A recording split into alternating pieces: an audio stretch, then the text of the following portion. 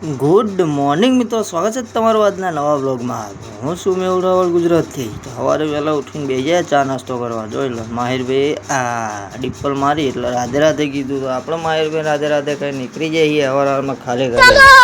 તો ચાલો આ બતાવું આગળ બ્લોગમાં કે ક્યાં જવાનું. તો સૌ પ્રથમ નીકળીને પોકે સચાણા ફાટકે. સચાણા ફાટક ક્રોસ કરીને આગળ વધીને આવી ગયા તિરંગા સર્કલ. તિરંગા સર્કલ એટલે કે વિરમગામનું હાસલપુર ચોકડી. તો વધ્યા ત્યાંથી આગળ અને આવી ગયું સીધું દોલતપરા. તો આજે આપણે જવાનું હોય ધાંગધ્રા રીલો ભરવા માટે. તો આજનો બ્લોગ પૂરેપૂરો જોજો, મજા આવશે. તો આગળ વધીને ટોલ નાકું આવ્યું અને વરસાદ વધ્યો.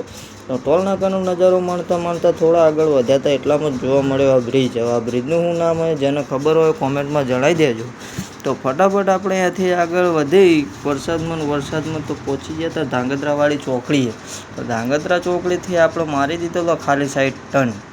ખાલી સાઈડ ટર્ન મારે થોડા આગળ ગયા 10-15 કિલોમીટર એટલામાં જ આવી જઈ કંપની. તો લગાવી દીધી હતી ગાડી. તો ત્યાંના માણસે ચાલુ કરી નાખ્યું ગાડી ભરવાનું. તો આપણી ગાડીમાં રીલો ભરાય ત્યાં સુધી લાઇક અને સબસ્ક્રાઈબ કરી નાખો. તો ભરાઈ જઈ ગાડીને આપણે બાંધીને તૈયાર કરી દીધી. જેમ કે વરસાદ હતો પણ હળે તો ડખા થાય અને હાલત જોઈ લો ખરાબ થઈ જઈએ ને. તો અહીંયાથી પાછા આવી ગયા ધાંગધ્રાવાળી ચોકડીએ. તો ચલો મળીશું કાલે નવા બ્લોગમાં. જય માતાજી. લાઇક અને સબસ્ક્રાઈબ કરી નાખજો.